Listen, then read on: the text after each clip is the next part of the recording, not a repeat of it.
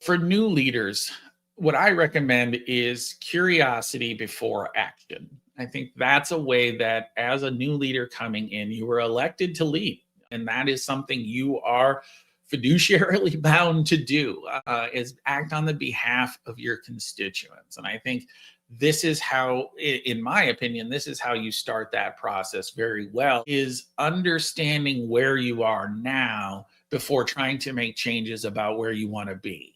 So it really starts with just a curiosity. Is what are we doing? So a starting process could be, again, if there is an investment policy statement in place, reviewing that for procedures and processes. How are we doing this before? And how are we delineating how we're invested? Who is responsible for those kinds of things?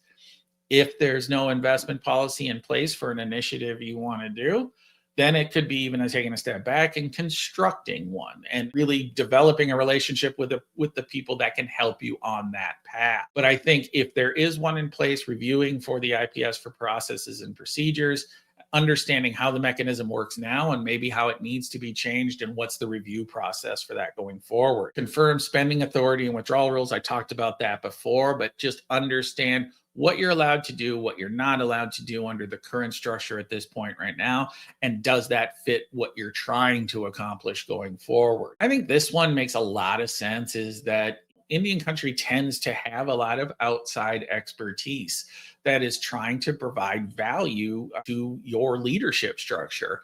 And so take advantage of that. Schedule meeting sessions with the existing vendors and advisors, and maybe even some outside vendors and advisors too, and saying, hey, here are the things that I see as maybe gaps in what we want to accomplish that we don't have right now.